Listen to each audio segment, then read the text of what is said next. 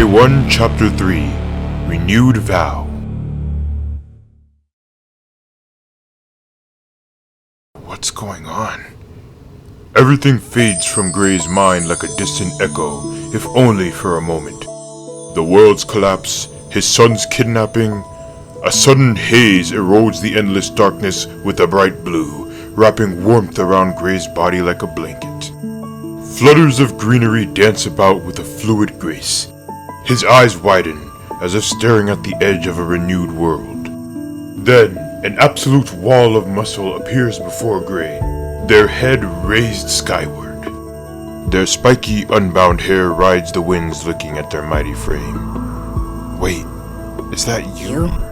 Sir Jaguar?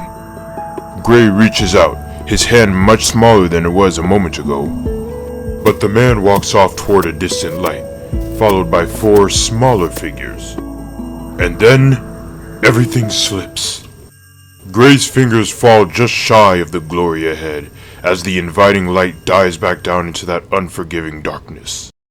And the man, as well as those he leads, fade along with it. Once more, he takes in reality's cold embrace, the deafening silence of isolation, the absence of the sun's warmth or light, the earthly smell of mold that creeps up his nostrils. What was with that weird dream, and why now? The earlier conflict bubbles up in his mind like boiling water.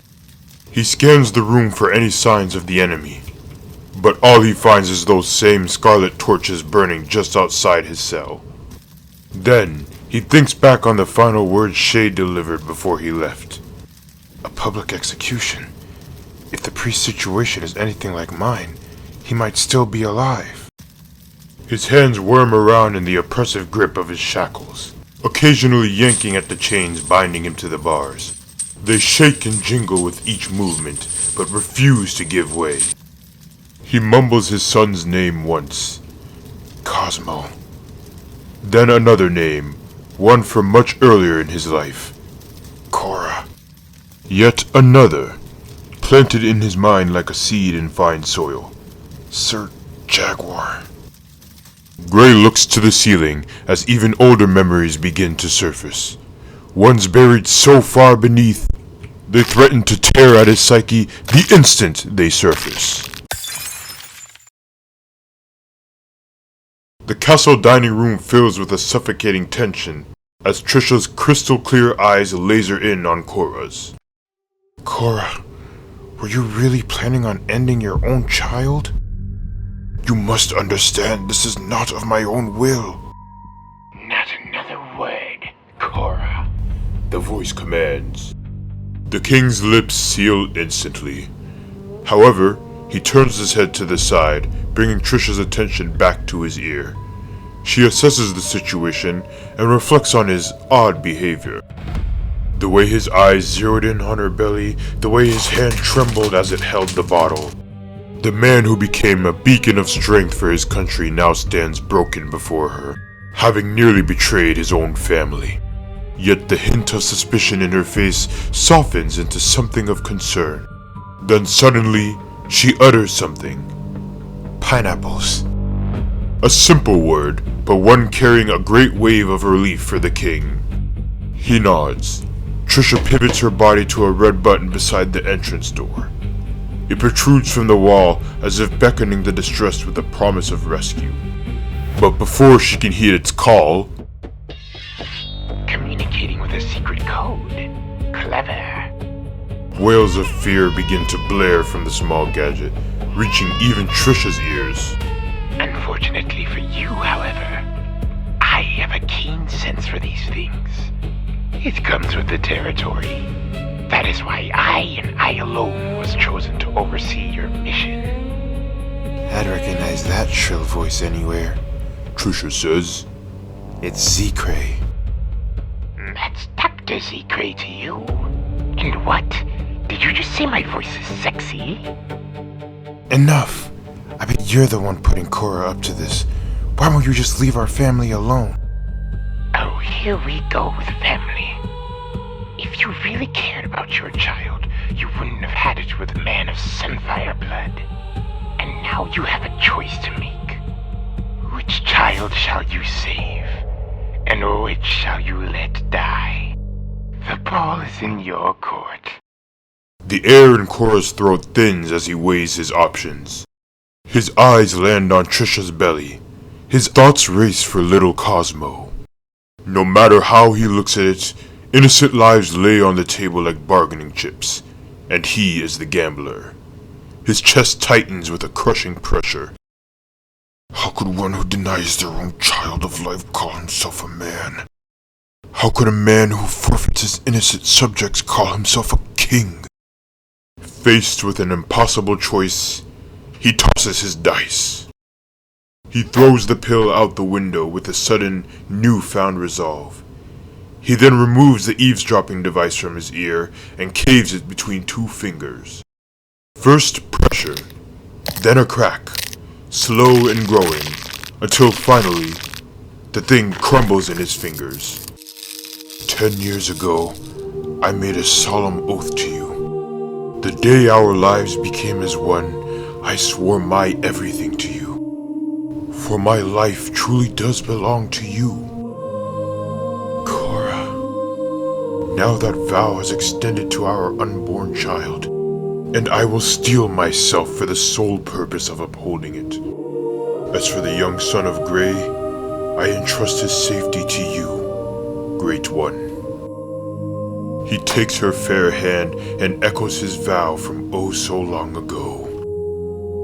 Trisha, I promise I will protect you both with my life.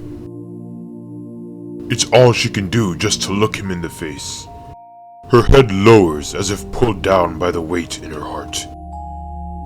Korra, I'm sorry I ever suspected you, even for a second.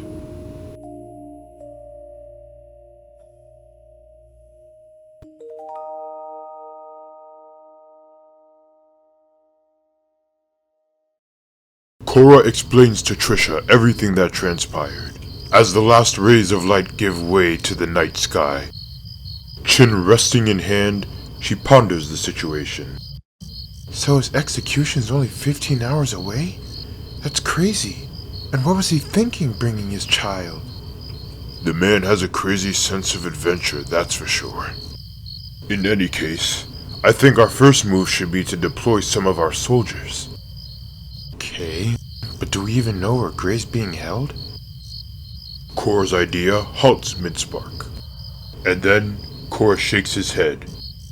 I suspect we were being held in the same location, but I don't actually know where that is. Perhaps it's... A piercing alarm suddenly blares throughout the castle.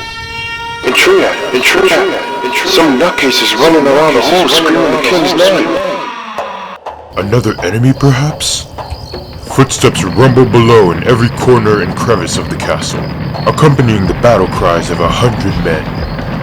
Then, true enough, a crass voice shouts Korra's name to the heavens, before diving into the sea of chaos. The two stand with bated breath for minutes that seemingly stretch into hours. Suddenly, the door breaks open, a ragged man leaping out from the rising dust. Hey there, uglies. How's the royalite treating you? In a heartbeat, Korra inserts himself between his wife and the newcomer, hands outstretched. With hair wild like a hedgehog's and black as the sky, the intruder's grin widens as if attempting to reach the scars on his temples. Then, his one-eyed gaze fixes on Korra.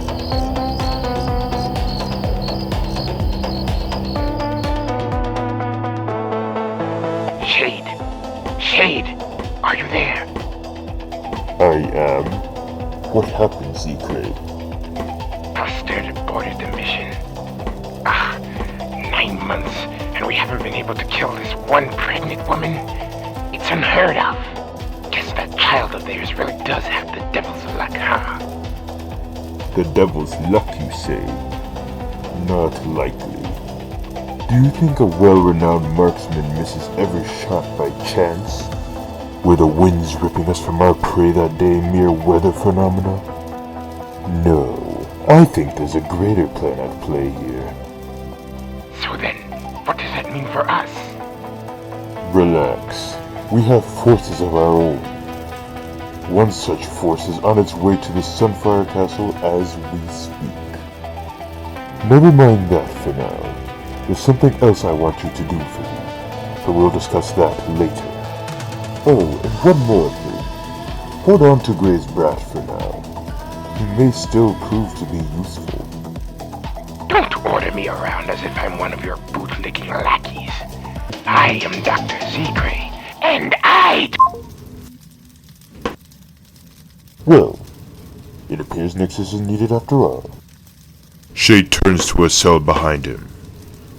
You may be relieved to know the Sunfire family still remains. But my subordinate will see to their end soon enough. Of that I'm certain.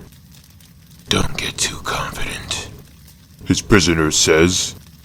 See, they will no longer lay dormant in the shadows. Not since you've made a public spectacle of our deaths. They? No. Jaguar's haunting figure flashes in his mind. Did you really think Gray and I were the only survivors? The sparks he started all those years ago will finally burn with an intensity you could only dream of. Shade clenches his fists and makes a 180 for the door. It's pointless. The floodgates have broken open, and there's absolutely no way of going back.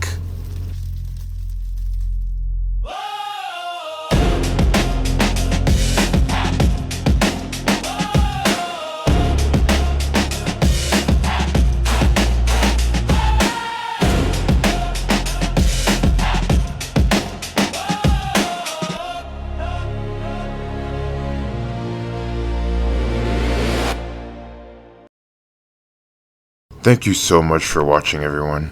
I really enjoyed editing this and putting this video together. It was a whole lot of fun doing this for you guys, and I really hoped you enjoyed it.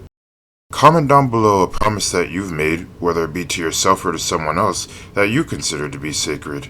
And don't forget to like and subscribe to support the channel. And with that, I'll see you guys in the next video.